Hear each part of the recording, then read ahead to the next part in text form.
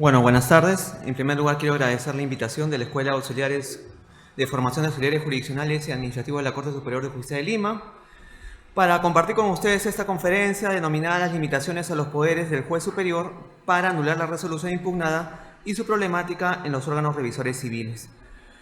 En primer lugar, debemos partir para hablar de ese tema del contexto en el cual se da esta limitación a los poderes del juez superior para anular la resolución impugnada. Todos sabemos que dentro de la gran temática del derecho al debido proceso existe el derecho a la doble instancia, el derecho a la impugnación, la cual permite que todo justiciable, frente a una decisión que considera arbitraria, no ajustada a la ley o contraria a sus intereses, tiene ese derecho de poderla impugnar y ésta sea revisada por otra instancia. En este contexto, todos sabemos de que la principal crítica que se hace al Poder Judicial es, entre otros aspectos, la demora en la emisión de las resoluciones judiciales y, por otro lado, la demora en resolverse los medios impugnatorios que son remitidos hacia un juez superior o de otra instancia. Para hablar de esta temática tenemos que situarnos en lo siguiente. Tenemos que situarnos en primer lugar al ámbito normativo, como es la Convención Americana de Derechos Humanos, que en su artículo 8.1 establece el derecho que tiene toda persona a ser oída con las debidas garantías y dentro de un plazo razonable. Es decir, que a la persona se le permita ser escuchada en el interior de un proceso, pueda emplear todos los mecanismos de defensa a su derecho, porque si no, ¿en qué se tornaría ese derecho que tienen todos los justiciables? ¿En qué se tornaría el proceso? En algo tan solo de repente, algo para cumplir una determinada formalidad, pero no se garantizaría el derecho que tiene todo justiciable a defenderse en igualdad de condiciones tanto demandante y demandado en el interior de un proceso. Asimismo, el Pacto Internacional de los Derechos Civiles y Políticos de Nueva York de 1966, en su artículo 14.3, determina el derecho a ser juzgado sin dilaciones indebidas. De su parte, la Convención Europea de Derechos Humanos de Roma de 1950 refiere en su artículo 6.1 que toda persona tiene derecho a que su causa sea oída equitativa, públicamente y dentro de un plazo razonable por un tribunal independiente e imparcial establecido por ley. Podemos ver de toda esa normatividad, tiene el común denominador el derecho a ser oído, el derecho a ser oído de manera igualitaria todas las partes procesales. Por otro lado, también nos tenemos que situar dentro de este mismo contexto en analizar lo que implica un proceso sin dilaciones, que es el principal problema que tenemos dentro de nuestro sistema judicial en torno a este punto. El derecho a un proceso sin dilaciones importa recurrir a un concepto jurídico indeterminado. Es indeterminado porque, como podemos ver dentro de este contexto, el Tribunal Constitucional de España le ha dado una identificación a esto. ¿Qué ha dicho? Ha dicho que este término, sin dilaciones indebidas, implica la expresión la expresión que constituye un concepto jurídico indeterminado para cuya estimación es preciso analizar caso por caso las circunstancias concurrentes, cuya estimación es preciso analizar por cuanto el mismo no puede identificarse con la duración global de la causa ni con un incumplimiento de determinados plazos procesales. Es decir, nos implica a evaluar las circunstancias que se presentan en el interior de ese proceso, las que concurren en ese proceso, para efecto de determinarse en base a esos parámetros la duración total que puede tener ese proceso si se considera adecuada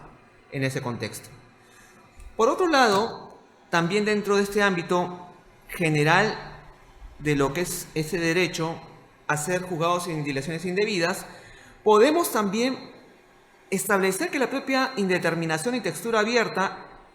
implicada en esta regla constitucional exige, a diferencia de otros derechos, una ponderada y afinada apreciación del intérprete que conduzca a una hermenéutica integradora, que valore el conjunto de circunstancias fácticas del caso.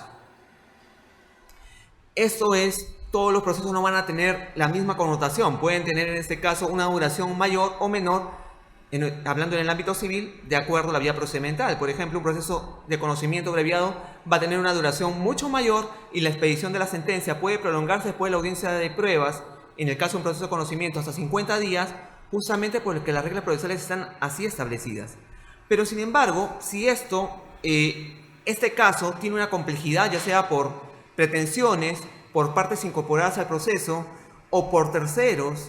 legitimados incorporados al proceso, puede traer una mayor demora por la complejidad del asunto mismo. Complejidad en cuanto a la conducta procesal del interesado, conducta de las autoridades judiciales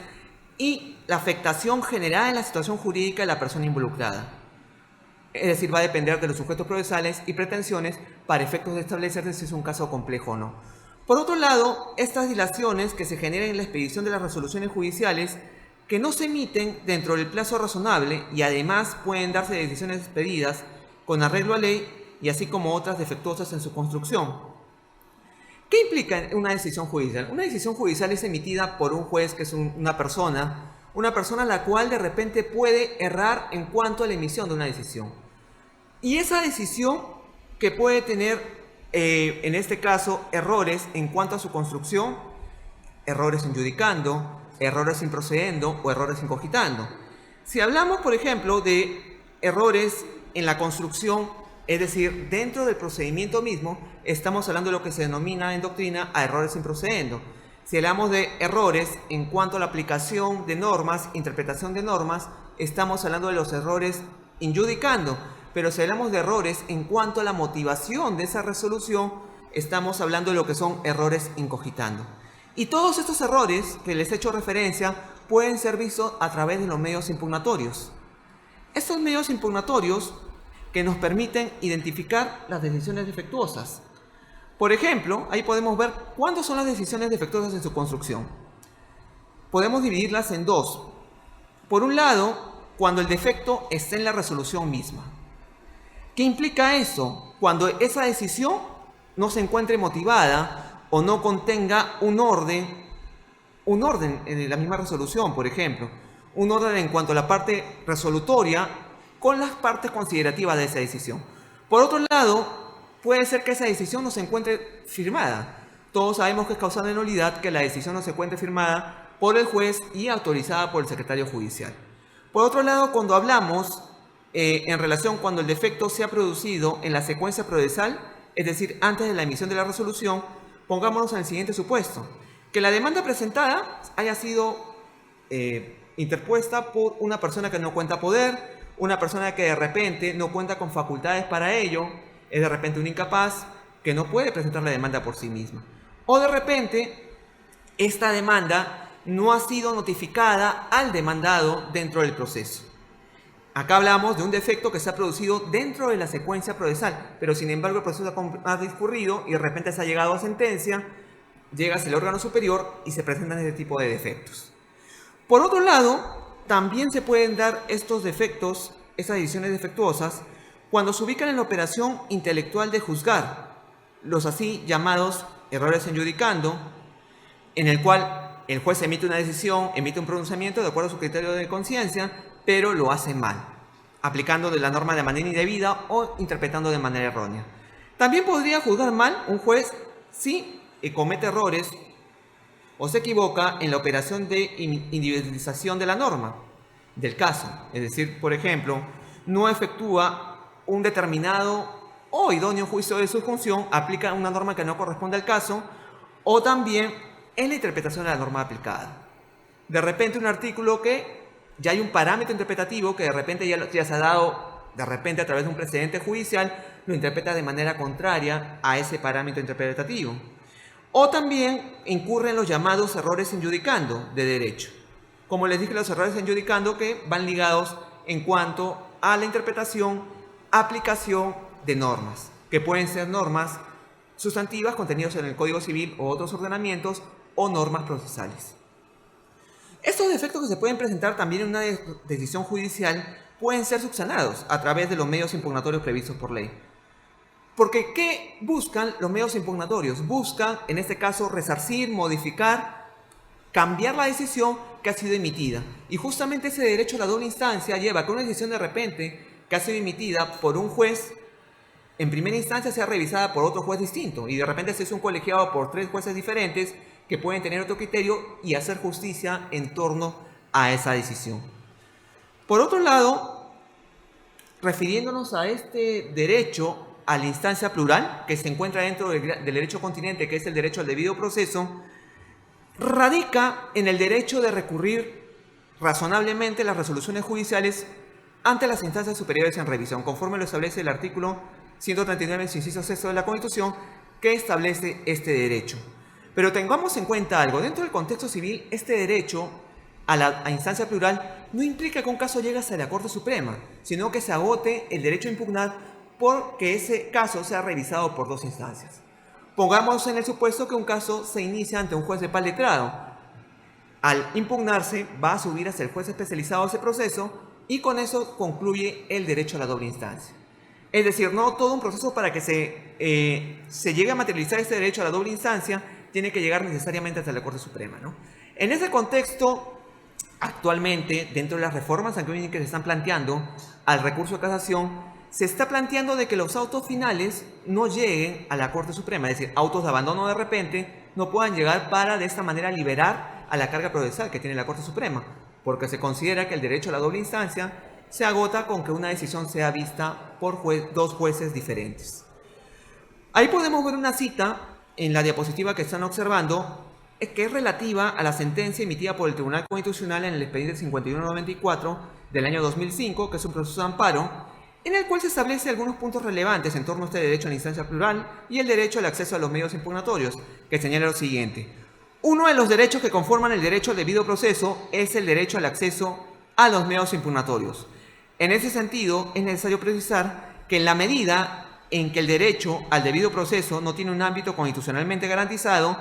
en forma autónoma, sino que su lesión se produce a consecuencia de la afectación de cualesquiera de los derechos que comprenden, dentro del cual se encuentra el del acceso a los medios impugnatorios. Un pronunciamiento sobre el fondo en relación con aquel derecho presupone, a su vez, uno en torno al último de los mencionados. Es decir, dentro de este contexto que les estoy refiriendo, podemos delimitar lo siguiente. Podemos ver de que tan solo se requiere que la decisión sea vista por otro juez diferente para que se observe este derecho a la instancia plural. Otro punto que tenemos que tener en cuenta es en relación a la decisión, que puede ser en este caso injusta muchas veces y puede afectar los intereses de este litigante, una resolución que puede resultar injusta en torno al contexto de esa decisión. Un litigante puede calificar la decisión que puede, por el hecho de afectar sus intereses, puede resultar injusta. Y muchas veces el mecanismo para esto, para evitar de que esa decisión pueda de repente seguir afectando a ese litigante en cuanto al contexto y al contenido de esa resolución, son los medios impugnatorios. Un problema que se genera es el gran número de sentencias que son declaradas nulas, que es la problemática que vamos a analizar el día de hoy en esta conferencia, que es el contexto de las sentencias que son declaradas nulas. Yo les comento, dentro de la oportunidad que tuve de formar parte del órgano contralor del Poder Judicial de la OCMA, he podido apreciar en muchas cortes superiores, en muchas judicaturas especializadas y de paz letrado, de que se emiten resoluciones, en este caso, las cuales,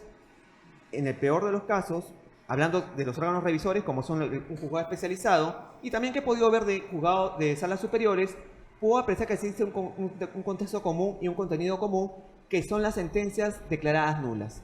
Declaradas nulas muchas veces por parte de la instancia superior, que en lugar de pronunciarse sobre el fondo de la decisión, opta por declarar la nulidad de esa decisión. Y yo me voy a centrar para eso, de ese contexto, a hablarles un poco de la experiencia de la Corte Superior de Justicia de Ayacucho, en la cual yo laboro, en la cual vamos a revisar algunas decisiones las cuales incumplen este contexto de pronunciarse sobre el fondo y ir por la nulidad. Y vamos a ver también en esta conferencia cuáles son los principios y la normatividad vigente dentro de la cual impiden o limitan al juez revisor para que puedan declarar nula la decisión que conocen como órgano de segunda instancia. Y vamos a situarnos únicamente en lo que es el recurso de apelación para ver esta problemática que se genera en las diversas Cortes Superiores de Justicia. Se presenta. Ya. Muy bien, ¿ya se solucionó? Sí. Muy bien, entonces te dejo esto. Gracias. Entonces, en este contexto, vamos a delimitar lo que es el recurso de apelación. Todos sabemos que los medios impugnatorios se emplean para efectos de subsanarse un vicio o error que contiene una decisión. Vicio o error que en sentido práctico sirve para declararse, en este caso, la nulidad del acto procesal o del proceso que se impugna para que se revoque. Es decir, buscar que el juez de la instancia superior o juez superior revoque, confirme o, en el peor de los casos, declare nula esa decisión. Puede ese recurso de apelación corregir esos errores, como les referí inicialmente, esos errores en judicando, que son los errores en el juicio, que pudiera haber incurrido esa sentencia o ese auto, situándonos en lo que es el recurso de apelación. Por otro lado, podemos hablar también que pueden ocurrir vicios en cuanto a la aplicación de las normas jurídicas o en la exposición de los hechos o también dentro de la valoración de las pruebas que hace el juez de primera instancia. Puede producirse o puede presentarse la situación de que se puedan reparar también omisiones que se hayan dado dentro del trámite del proceso, es decir, dentro de lo que son los errores improcediendo. Y lo que va a buscar ese medio impugnatorio, al ser revisado por la instancia superior, es que corrija esos errores que puedan generarse dentro del decurso del proceso.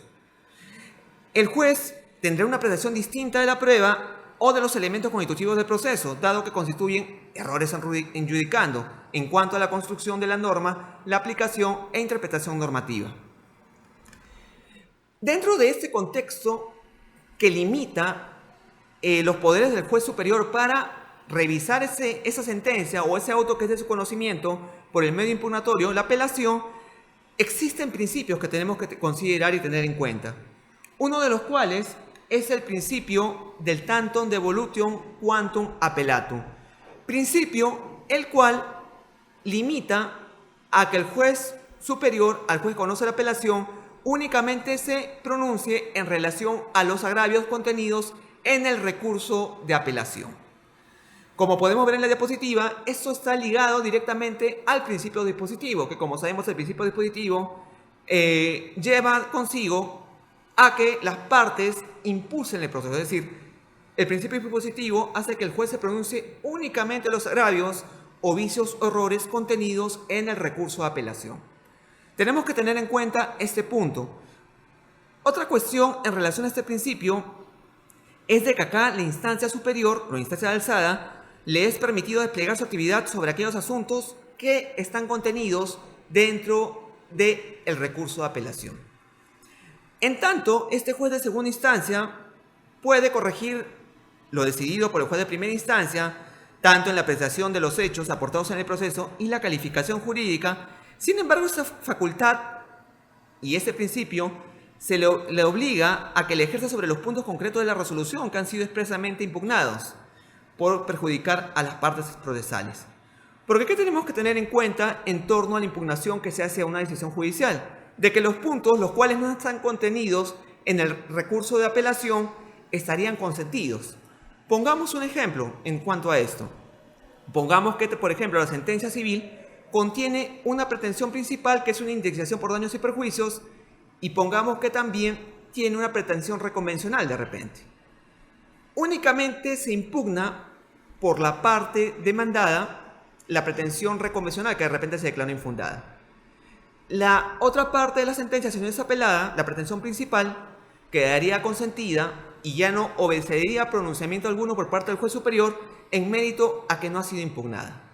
Pero tenemos que tener en cuenta una cuestión principal en torno a los poderes del juez revisor, que si observa que podría en este proceso existir errores insubsanables en cuanto, o sea, errores improcediendo en cuanto al procedimiento que se ha seguido, podría declarar la nulidad de esa decisión. ¿Por qué? Porque afectaría gravemente lo que es el derecho al debido proceso, y esa decisión o esa resolución o ese procedimiento que no ha sido llevado conforme al ordenamiento procesal incurriría en este caso en un error de improcedendo que no podría ser materia de subsanación. Otro principio que tenemos que tener en cuenta también dentro de este contexto, es el principio de la prohibición de la reformatio imperius, o reforma en peor, conocido así por todos. Este principio implica que el juez revisor, el juez de segunda instancia, no podrá dictar frente al apelante solitario una resolución más gravosa para dicho litigante que motivó la impugnación de dicha decisión. Sin embargo, esta prohibición no será de aplicación si existen más de un solo apelante o si la parte procesal contraria ha impugnado o se ha adherido a la apelación o tratándose de un menor de edad. Es decir, este principio protege al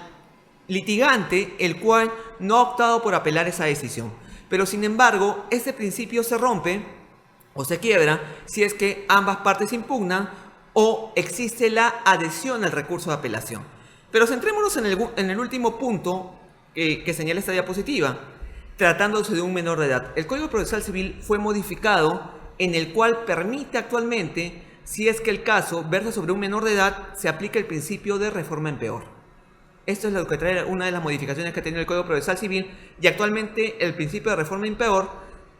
aparte de lo que les he manifestado, aparte que si la decisión es en este caso, si la decisión adoptada en primera instancia le es ventajosa a la parte que no ha impugnado, no podía ser modificada en agravio de la misma. Podemos visualizarlo muy claramente esto en el supuesto caso de que sea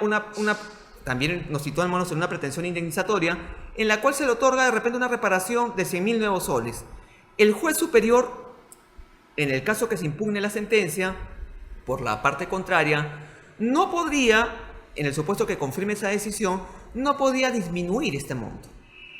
Podría de repente aumentarlo, pero no disminuirlo, porque ha decidido en este caso el demandante no impugnar esa decisión. No podía perjudicar en cuanto a lo que ha obtenido ese litigante en esa decisión. Por eso, como dice la diapositiva, esto impide el empeoramiento de la situación jurídica que tiene ese litigante frente a un recurso que la ley le concede, para asegurar su eventual mejora y asegurar la estabilidad de las resoluciones judiciales que en aspectos no impugnables configuran el derecho adquirido para la parte a quien beneficia. En dicho sentido, también podría manifestarles que incluso el Tribunal Constitucional se ha pronunciado en torno a ese principio de reformato imperius. En la sentencia emitida en el expediente 4788 del año 2014, que es un proceso de habeas corpus, en el cual ese tribunal se pronunció sobre el principio de reforma imperius, si bien es cierto, es un habeas corpus que, como sabemos, ve los derechos relativos a la libertad individual, pero consideró que era un conexo este principio de reforma imperius en ese caso, y les comento cómo se dio. Se dio de que tanto en primera como en segunda instancia propiamente se había emitido una decisión en un proceso penal en el cual ese litigante consideraba que la pena y la reparación civil que se le había aplicado por parte del órgano de segunda instancia afectaba su principio de reforma imperius y consideraba que en este caso era superior a lo que se le había impuesto en primera instancia. El Tribunal Constitucional consideró en esta sentencia 4788 del año 2014, proceso de habeas corpus, consideró de que estaba adecuado tanto la pena y en este caso la reparación civil que había obtenido, porque eran las consideraciones que se dieron dentro de este proceso penal para efecto de la aplicación de esa pena y también para efecto de la reparación civil que se aplicó. No se afectó de modo alguno ese principio de reforma imperius, pero lo interesante es que podemos ver que este principio que se encuentra circunscrito dentro del ámbito del proceso civil, en el Código Procesal Civil, también puede ser aplicado dentro de otros ámbitos como un proceso penal. Por otro lado, también tenemos que situarnos a otros principios, que es, como podemos ver en la diapositiva, el principio dispositivo. Este principio establece que los límites se encuentran constituidos por los propios principios que la regulan. Es decir, existiendo una doble limitación que implica, por un lado, que se puede emitir un pronunciamiento sobre las cuestiones no propuestas a la decisión de primera instancia y, por otro lado, que no pueden exceder lo que ha sido materia del recurso a apelación. Es decir, limita, en este caso, este principio dispositivo al juez revisor, al juez de segunda instancia, que puede emitir pronunciamiento por un lado de las cuestiones, no puede emitir pronunciamiento sobre las cuestiones no propuestas y por otro lado que no se puede exceder de lo que es el recurso a apelación. Y principalmente tenemos que tener en cuenta en relación a este principio al agravio, que es el fundamento en torno al cual va a girar ese pronunciamiento de la instancia superior. que constituyen expresiones del principio dispositivo propiamente, porque las partes son las que impulsan esto, y establece que las partes tienen pleno dominio sobre los derechos materiales y procesales involucrados dentro de este proceso.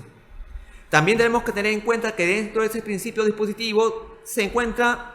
inmerso lo que es el principio de congruencia procesal, el cual establece que forma parte del mismo las facultades resolutivas que tiene el juez, pero limitando el contenido de la resolución, es decir, las cuales tienen que emitirse de acuerdo al sentido y alcances de las peticiones formuladas por las partes procesales para efecto de que exista una identificación jurídica entre lo resuelto y las pretensiones. Es decir, la decisión que se va a emitir, por ejemplo, en una sentencia, tiene que contraer la demanda, tiene que contraer el escrito de contestación de la demanda y tiene que contraer de repente los puntos controvertidos fijados en el proceso. Sin embargo, ese principio de congruencia no hace que el juez tenga que pronunciarse sobre todos los medios probatorios que han sido actuados en el proceso, sino los principales, previamente, conforme lo regula el Código Procesal Civil. También podemos hablar de otras limitaciones que tiene el juez superior, que las podemos visualizar ahí, que es el principio de personalidad del recurso de apelación. ¿Qué implica este principio de personalidad del recurso de apelación? Implica que interpuesto el recurso, aprovecha únicamente la persona que lo ha deducido. Es decir, este recurso únicamente va a girar en torno a la persona que ha interpuesto ese medio impugnatorio. No existe acá la comunidad en este caso de los recursos, sino estamos hablando de el principio de personalidad del recurso de apelación. Por otro lado, el juez revisor asume plena jurisdicción, es decir, desde que se aboca a conocer ese proceso en segunda instancia, programa la vista de la causa, señala la fecha de la vista de la causa, este juez revisor, este juez de segunda instancia, asume todos los poderes y atributos de esta función. Es decir, si hablamos de un proceso, de un recurso de apelación, que en este caso de apelación contra una sentencia, este caso ya sería de conocimiento pleno del órgano de segunda instancia y tendría que emitir todos los pronunciamientos dentro de esta instancia. Ya el órgano de primera instancia carecería de competencia, carecería de facultad para poder emitir pronunciamiento alguno, dado que este caso ya pasó al órgano de segunda instancia. Salvo, tenemos que tener en cuenta que se haya interpuesto de repente una medida cautelar con la sentencia fundada y, como sabemos, ese cuaderno de apelación, y si se concede esa medida cautelar con esa sentencia fundada, va a seguir surtiendo efectos. Tenemos que tener en cuenta, porque existen las medidas cautelares, en este caso con decisión, las medidas cautelares que se otorgan, las medidas cautelares excepcionales que se pueden otorgar cuando existe una sentencia fundada y el demandante puede obtener esa medida cautelar y, pese a que sea impugnada la decisión, ese cautelar va a seguir surtiendo efectos. Tenemos que tener en cuenta eso dentro de este punto. Por otro lado, también tenemos que tener en cuenta el principio de iure non incuria en segunda instancia. ¿Qué implica? Que el juez de apelación tiene la más amplia facultad de determinar la norma que puede considerar aplicarse en el proceso que tiene que resolver. Es decir, el juez puede aplicar la norma pertinente, concreta, incluso modificar las normas que han sido aplicadas por parte del órgano de primera instancia. Aplicando de repente la norma que cree pertinente, aplicar la norma de repente que ha considerado que ha sido mal interpretada, mal aplicada o de repente inobservada por el órgano de primera instancia. También tenemos que observar que el órgano de segunda instancia tiene facultades para realizar actuaciones procesales. Tiene facultades, como podemos ver, para el ofrecimiento de nuevas pruebas. En este caso se circunscribe el artículo 374 del Código Procesal Civil. Todos sabemos que permite que incluso en el recurso de apelación, si este contiene la nulidad, se pueda de repente ofrecer pruebas, las cuales pueden ser acogidas por la segunda instancia. También en el supuesto de las pruebas no admitidas en primera instancia, conforme al artículo 190 del Código Procesal Civil, también podría admitirlas el juez superior, pero teniendo en cuenta lo siguiente, teniendo en cuenta la pertinencia y la novedad de esa prueba, básicamente, para que este órgano superior pueda admitir esa prueba. Por otro lado, también puede realizar la admisión y actuación probatoria. La admisión y actuación probatoria, que se circunscribe en que el órgano de segunda instancia debe formalmente admitir esta prueba, pasando dicho medio probatorio por el control de pertinencia, conforme a los criterios estipulados por el artículo 190 del Código Procesal Civil, y además la novedad, como les había hecho referencia, respetándose el principio de contradictorio si se quiere plantear cuestionamientos probatorios y de ofrecer su contraprueba por la parte contraria. Pero en relación a este punto existe mucha resistencia en cuanto a un órgano de segunda instancia de querer actuar un medio probatorio. Básicamente, cuando es un órgano colegiado, de querer actuar ese medio probatorio. Porque ¿qué implicaría la admisión y una actuación probatoria en segunda instancia? Circunscribirnos en un órgano de segunda instancia, en que cambie un poco el panorama que se puede desarrollar frente a uno de primera instancia como un juzgado especializado. En un juzgado, en una sala superior, lo que va a implicar es de que esa prueba sea actuada por el último juez superior incorporado en esa sala superior. Él va a proceder a realizar la actuación de esa prueba convocando a una audiencia para efectos de actuar esa prueba. ¿Y qué va a implicar eso también? De que se pueda permitir el contradictorio a la parte contraria frente a la admisión de esa prueba. Es decir, podemos ver en este contexto de que el juez superior se encuentra habilitado para actuar esa prueba. Más claro lo podemos ver con la modificación que sufrió el artículo 194 del Código Procesal Civil,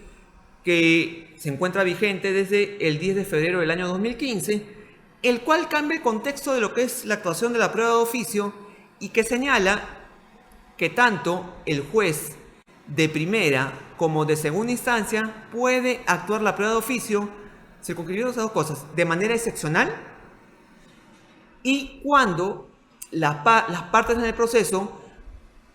hayan indicado de repente dónde se encuentra comprendida esa prueba. Es decir, esto que implica que el juez, para motivar la actuación de una prueba de oficio, tenga que indicar el punto o la parte pertinente del proceso en la cual las partes, si bien es cierto, no han ofrecido formalmente esa prueba, pero sin embargo la hayan citado. ¿Y qué trae como consecuencia la actuación de esa prueba de oficio? Trae como consecuencia de que si esta decisión se encuentra motivada, resulta inimpugnable, pero si no se encuentra motivada, puede ser impugnada por las partes del proceso y puede ser declarada su nulidad. Así lo establece el Código Procesal Civil y actualmente habla de que tanto el juez de primera como de segunda instancia pueden actuar en una prueba de oficio, pero de manera excepcional y no reemplazando en ese rol, de acuerdo al principio dispositivo, de ofrecer los medios probatorios, de acuerdo a las cuestiones alegadas en el proceso, puede incorporarlas de manera excepcional, como les he referido. Entonces podemos ver de que tanto el juez superior, que conoce el recurso de apelación, puede admitir las pruebas nuevas, puede admitir las pruebas no admitidas en primera instancia, puede actuar esas pruebas y puede admitir la prueba de oficio. Recordemos actualmente, algunos años atrás, a este artículo 194, de que los jueces superiores que conocían el recurso de apelación declaraban la nulidad de las decisiones porque no se había actuado tal o cual prueba que ellos consideraban pertinente. En esta modificatoria normativa ya no permite eso, permite que si el juez superior quiera que se actúe alguna prueba, la va a tener que él mismo actuar en segunda instancia. Pero, ¿qué dice la práctica judicial? Un órgano colegiado civil, aplicando este artículo 94, no he podido observar yo tampoco que se haya actuado una prueba en segunda instancia. Hemos visto acaso, se han promocionado algún caso en el cual una sala superior de repente haya hecho una inspección, haya realizado de repente una prueba pericial. Es imposible porque por lo general los tribunales superiores tienen esa reticencia o no quieren observar ese articulado y buscan la manera a través de la motivación de irse por el aspecto relativo a la decisión que no se encuentra de repente debidamente motivada, acudir a declarar la nulidad de esa decisión y de manera, ya no de manera expresa, sino entre líneas, indicar que debe actuarse tal o cual prueba. Esa es la realidad que se da actualmente. También el juez superior cuenta con la facultad de integración de la decisión. Podemos observar en este sentido lo que establece el artículo 370 del Código Procesal Civil, que establece, tras la prohibición de reforma en peius o reforma en peor, dispone que el juez superior pueda integrar la resolución apelada en la parte decisoria si la fundamentación aparece en la parte considerativa, lo cual implica que de oficio pueda integrar la resolución apelada en la parte decisoria, emitiendo un pronunciamiento explícito sobre los extremos omitidos en la sentencia apelada. Es decir, si en la parte considerativa de la decisión se emite el pronunciamiento en torno de repente a una de las pretensiones, pero de repente se omite en la parte resolutiva poner ese pronunciamiento en torno a esa pretensión, que ya ha sido pronunciamiento en la parte considerativa, el juez superior podría integrar esa decisión. Asimismo, el artículo 378 del Código Procesal Civil refiere también que cualquiera de las partes puede pedir la aclaración o corrección de la sentencia en segunda instancia. Tratándose de una sala superior civil, esa aclaración o corrección puede ser realizada dentro del plazo de 10 días. ¿Qué constituye el plazo de 10 días? Es el plazo que tienen para interponerse el recurso de casación, para que ese caso sea visto por parte de la Corte Suprema de Justicia de la República. Por otro lado, esta facultad de integración del juez revisor podemos dividirla en dos partes. Uno, que podemos ver un poco lo que ya hemos referido, el artículo 370,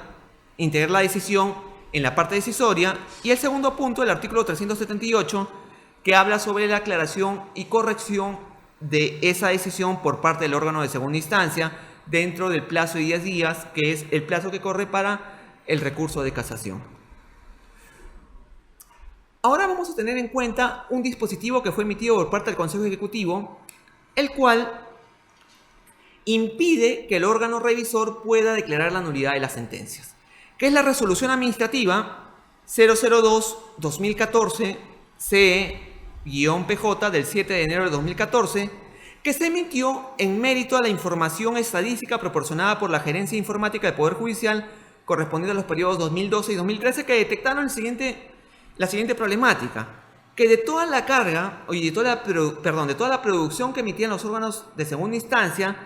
existía un 24% del total de apelaciones realizadas en las distintas Cortes Superiores de Justicia de la República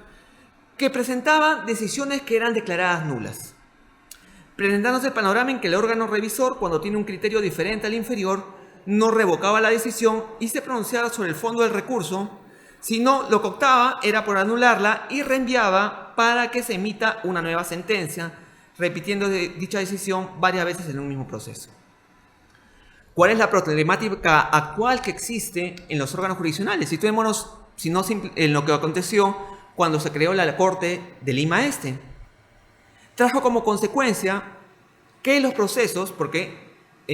juzgados en materia constitucional y civiles, el año 2012, fueron derivados hacia la Corte de Lima Este. Y trajo como consecuencia que esa carga procesal sea redistribuida entre los órganos jurisdiccionales restantes. ¿Y cuál es el panorama que se genera dentro de esto?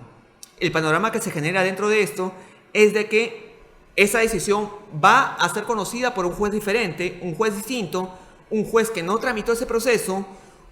o de repente un juez el cual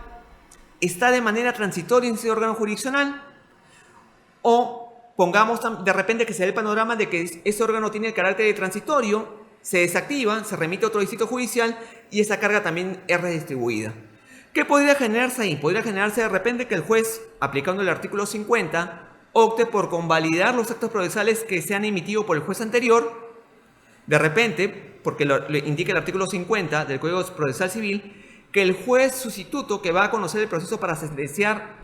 después de llevada a cabo la audiencia de pruebas puede convalidar las actuaciones procesales que se han realizado, o lo otro que por lo que puede hacer es repetir esas actuaciones procesales que se han realizado. Podría optar de repente por convalidarlas, de repente por repetir esas actuaciones, y en el peor de los casos podría también, garantizando el derecho al debido proceso, señalar fecha para un informe oral para conocer ese caso. Pero ¿qué va a traer como consecuencia esos tres puntos que les he mencionado?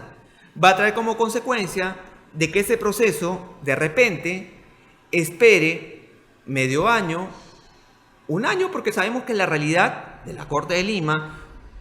principalmente de la Corte de Lima como de otras cortes superiores, es de la sobrecarga procesal, que supera los 800 o 900 expedientes, que es la carga estándar que tiene que tener un órgano jurisdiccional de la especialidad civil. Sobrepasa ese número y pese a los procesos que tienen para sentenciar ese órgano jurisdiccional, propios de ese juzgado que han sido generados porque ese juez ha llevado ese proceso, tiene que emitir sentencia de ese nuevo proceso que le ha llegado por redistribución.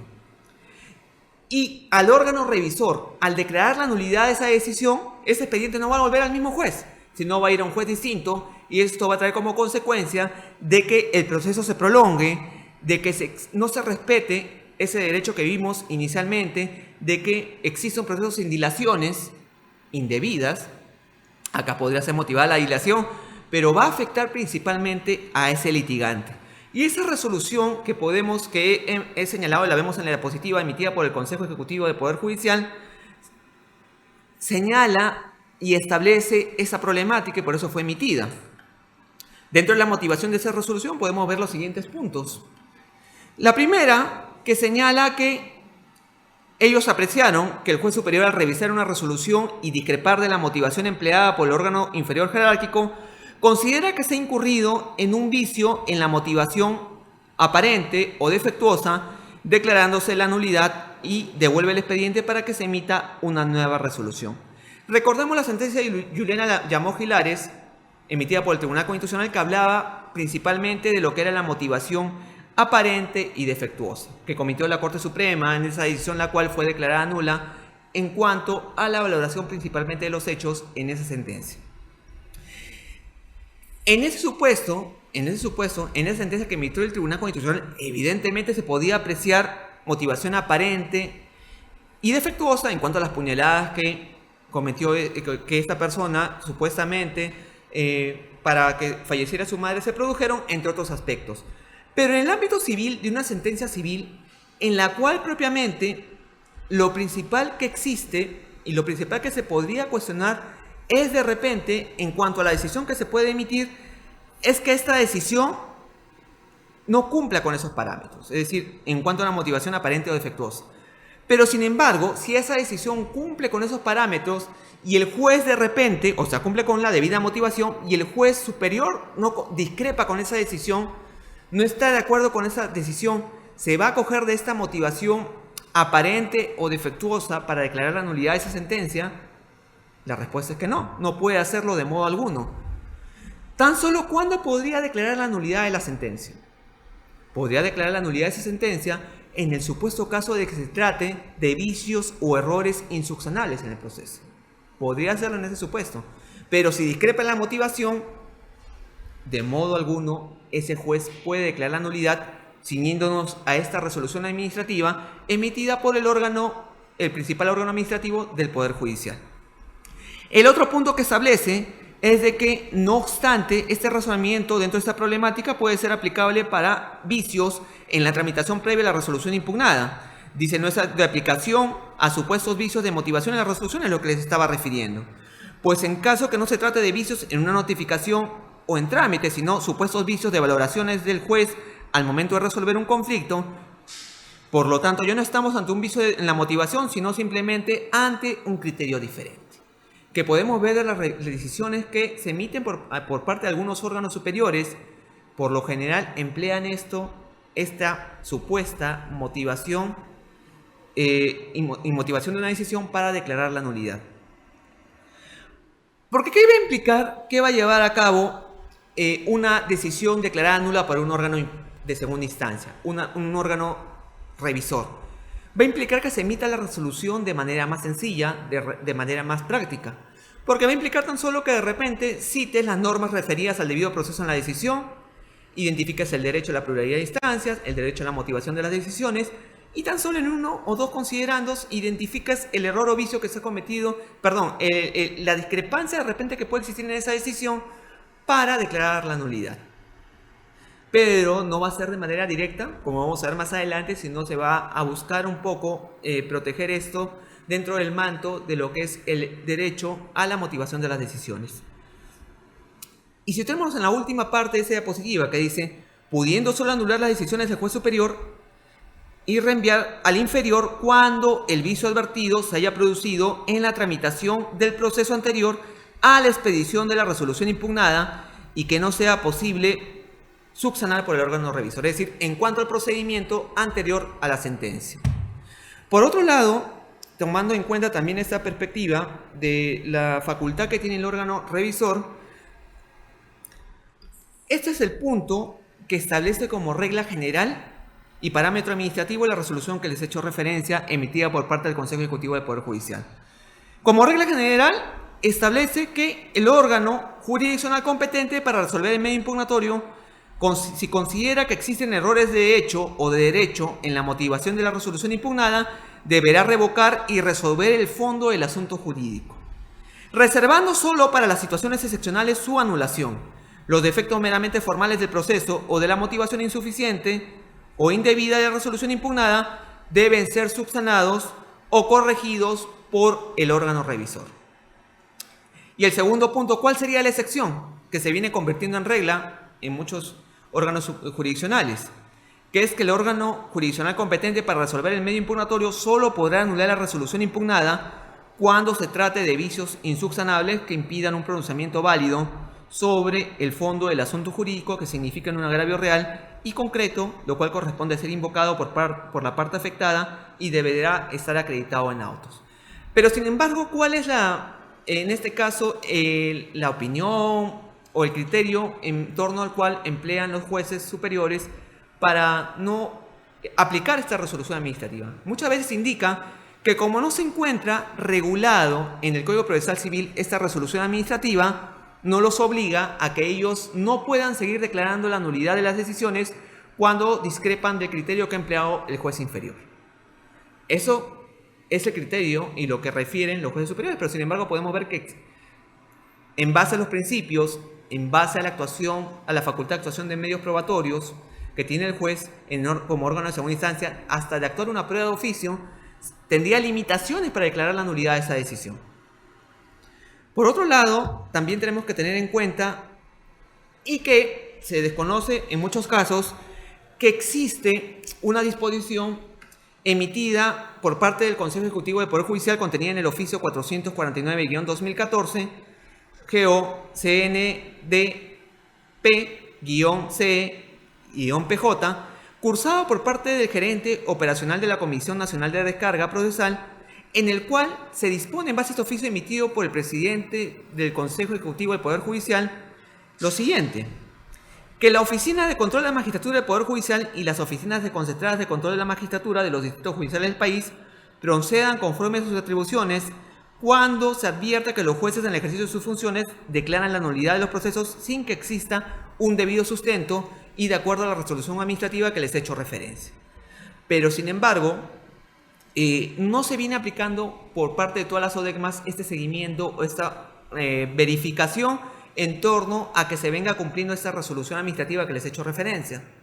porque se siguen emitiendo decisiones en las cuales los jueces declaran la nulidad de la sentencia por discrepar con el criterio emitido por parte del juez de primera instancia. ¿Y cuál es la problemática del reenvío de las diversas Cortes Superiores de Justicia? Yo me sitúo en lo que es Ayacucho, pero en la Corte Superior de Justicia de Ayacucho, porque vamos a ver decisiones de esa Corte, pero sin embargo, esta realidad jurídica se viene dando en diversas Cortes Superiores de Justicia del país, en la que sigue existiendo el reenvío de los procesos a primera instancia con sentencias declaradas nulas, pese a limitaciones y facultades que hemos visto con que encuentran cada uno de los jueces revisores,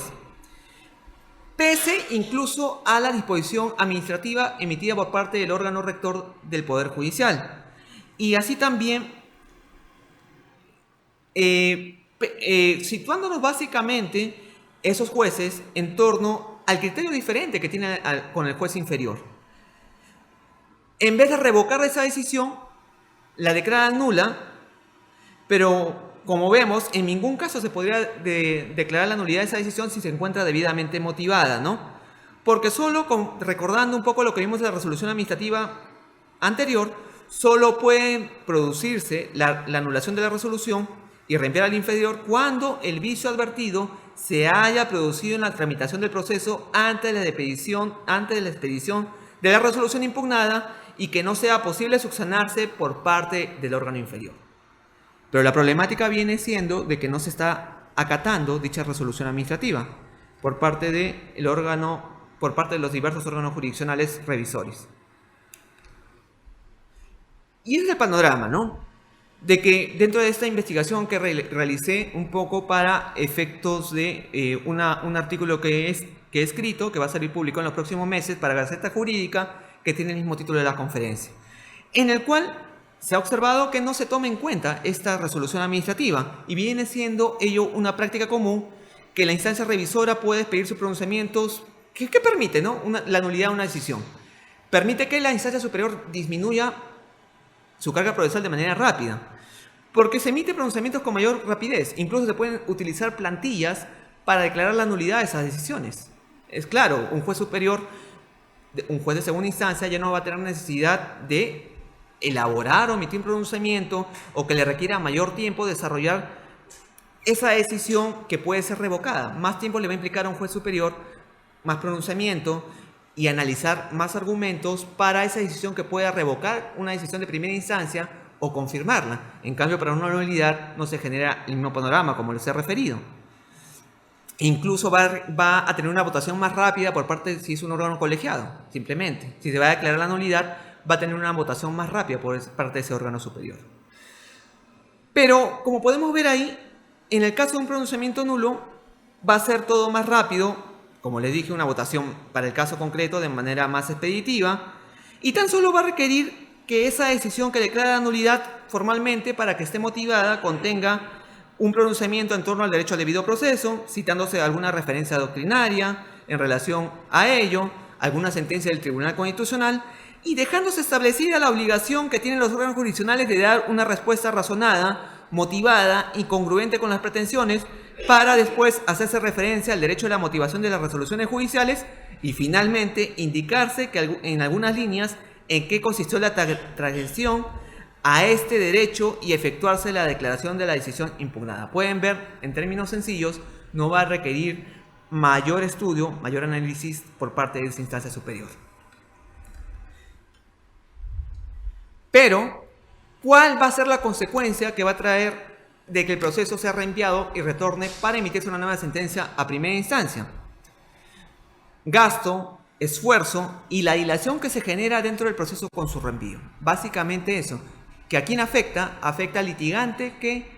está tramitando su proceso, que hace que se dilate, que transcurra en mucho más plazo. Yo les comento en ese sentido que también el Consejo Nacional de la Magistratura, en un proceso de ratificación, no ratificó a un magistrado porque detectó que declaró nula una decisión hasta en más de 3 oportunidades.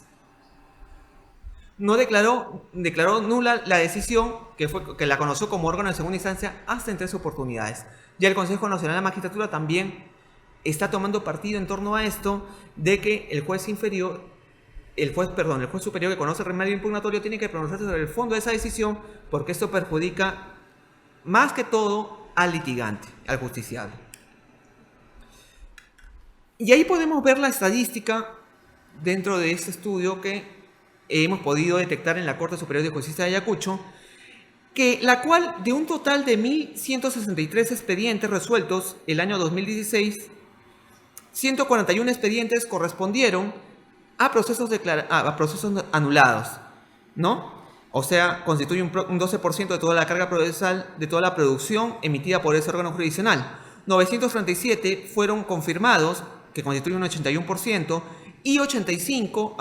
procesos revocados, que constituyen el 13%. Y entre los meses de enero a noviembre del 2017 que tuvimos acceso, fueron resueltos 1.469 expedientes, ascendiendo los expedientes anulados a 255 expedientes, que es un total del 17%, 1.116 fueron confirmados, que corresponde a un 69%, y 198 fueron revocados, que corresponde a un 13%. ¿Y qué nos muestran esas cifras? Que existe una significativa cantidad de sentencias anuladas que superan a las revocadas propiamente, y debería ser lo contrario. La nulidad debería ser lo mínimo del pronunciamiento que tienen los órganos superiores, el órgano de segunda instancia. Y que el año 2017 se produjo un incremento de las sentencias declaradas nulas. Eso es lo que podríamos ver de esa estadística. Es tan solo una muestra de una corte superior, pero cómo se venían dando en las demás cortes superiores. El panorama viene siendo el mismo, básicamente. Porque como sabemos, en las Cortes Superiores, muchas veces, más que todo alejadas del país, existe una suerte de poco control en cuanto a las decisiones de segunda instancia por parte de los órganos de control. Esa es una realidad que existe. Más aún, las Cortes un poco más alejadas. Pero vemos que existe un mayor número de sentencias declaradas anuladas en relación a las revocadas. Y ahí vamos a poder analizar 3 decisiones que he considerado relevantes para poder ver cómo los jueces de segunda instancia, en este caso la Sala Civil de Ayacucho, ha declarado la nulidad de la decisión conocida como órgano revisor por no concordar con el criterio emitido por el juez de primera instancia. Ahí podemos ver la sentencia de vista emitida con fecha 26 de julio del 2017 en el expediente 749-2016, que se trata de un proceso de prescripción adquisitiva de dominio, en la cual se hace referencia lo siguiente, ¿no? En la parte pertinente.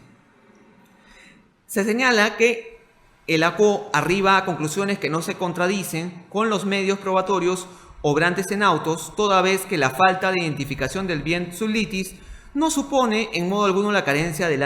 animus domini, toda vez que dicho presupuesto bien puede ser acreditado por otros medios probatorios idóneos obrantes en autos, atendiendo la valoración que le otorgue el juez de la causa. Y si bien el ACO persiste en la falta de identificación del predio sub litis, sin embargo, no advirtió que dicha eventualidad obedece a una cuestión meramente administrativa.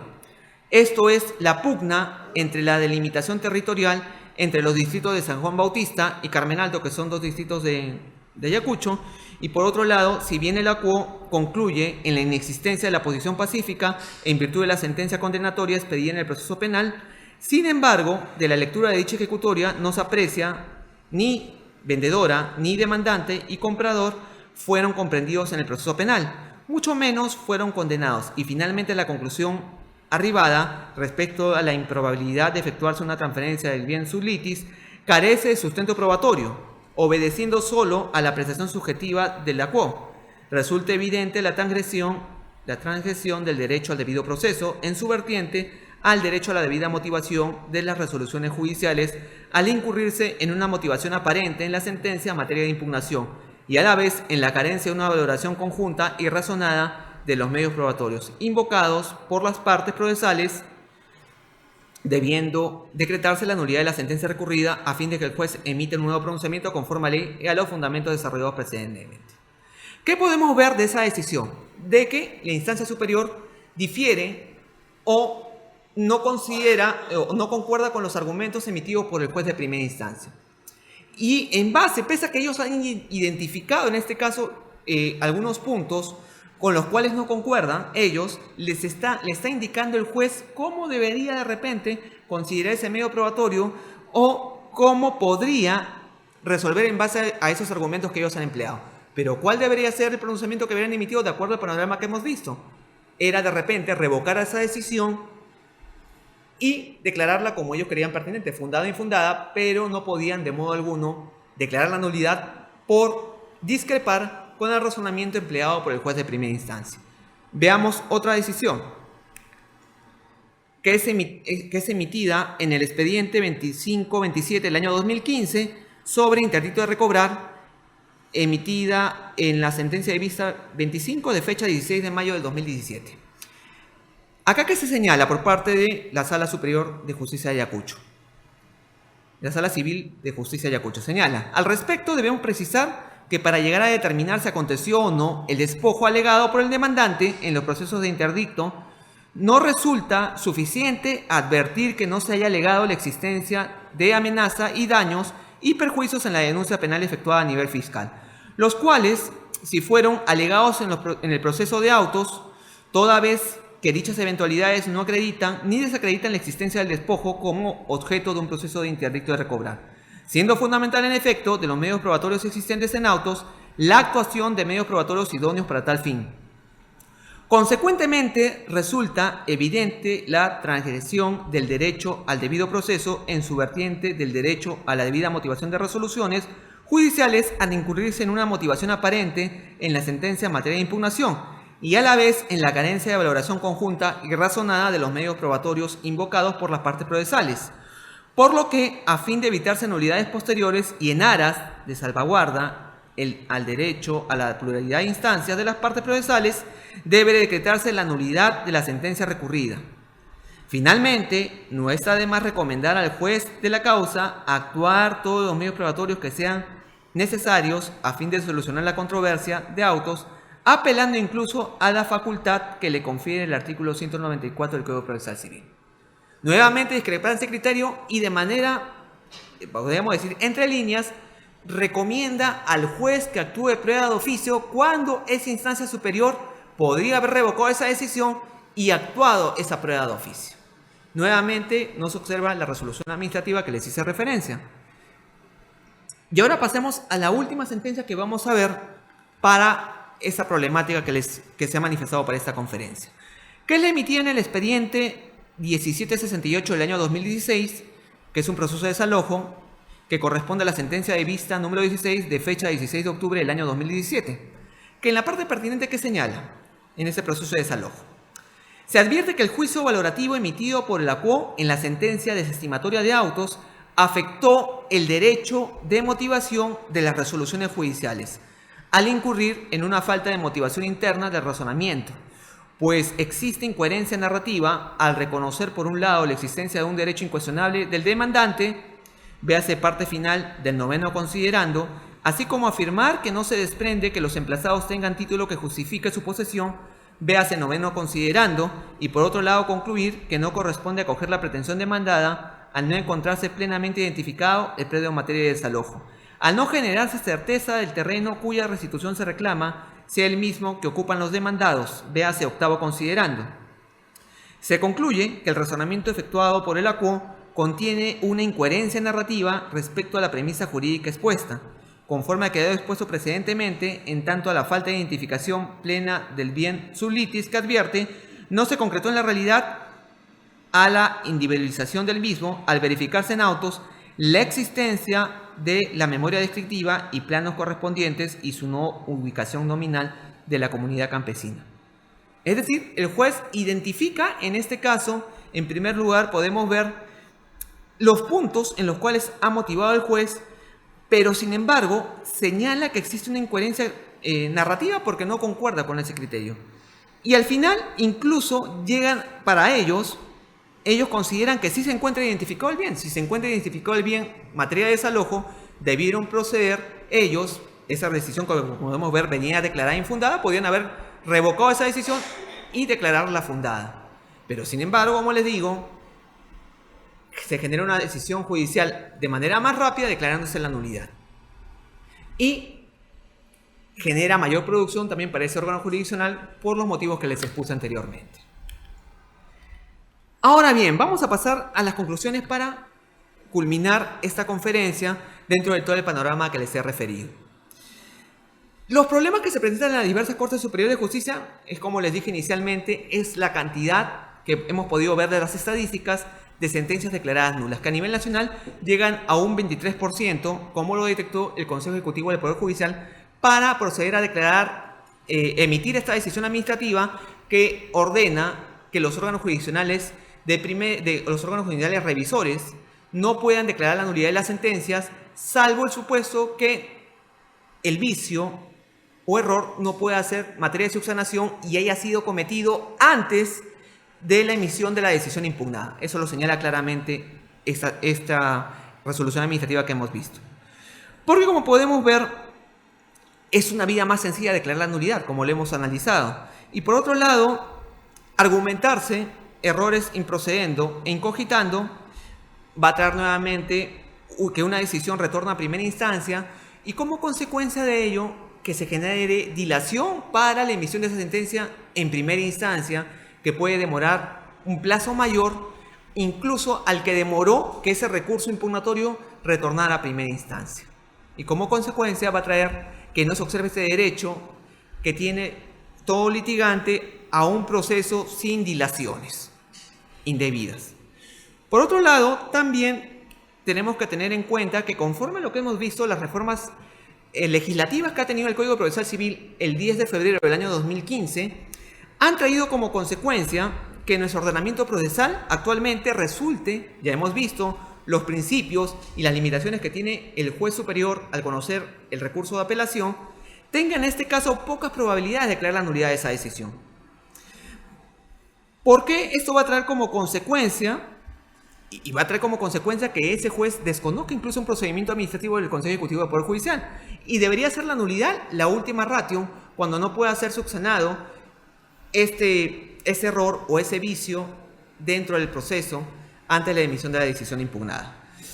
Y así también tenemos la resolución administrativa que podemos ver ahí, la 002-2014 del 7 de enero del 2014,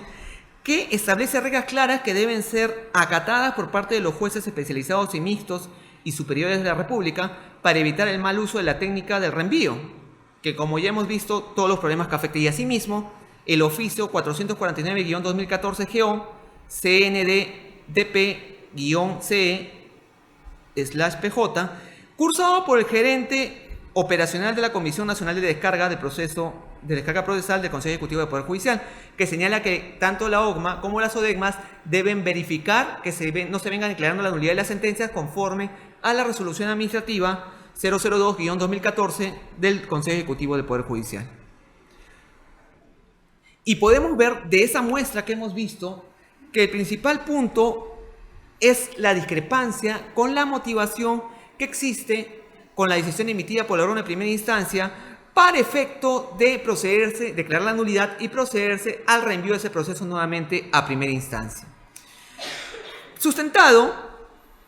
más que todo, en supuestamente la inobservancia de la motivación de las decisiones, pero sin embargo, lo que existe es una discrepancia con la exposición de la motivación que hace el juez de primera instancia. Porque si consideraban, en este caso, no concordaban con lo expuesto por el juez de primera instancia, lo que podían proceder a hacer es revocar esa decisión, evidentemente, conforme al criterio que ellos tenían. Si consideraban que debía actuarse medios probatorios, podían actuar pruebas de oficio o admitir las que han sido ofrecidas en el proceso de repente, no dentro de la etapa procesal respectiva, con la facultad que tiene también el órgano de segunda instancia. Y los jueces finalmente deben acatar la circular contenida en la resolución administrativa 002-2014 del 7 de enero del 2014. Y acá va a jugar un rol importante para esto, tanto la OMA como las ODECMAS, para cumplir con esta verificación que ahí se encuentra establecida por parte del Consejo Ejecutivo del Poder Judicial. Porque es importante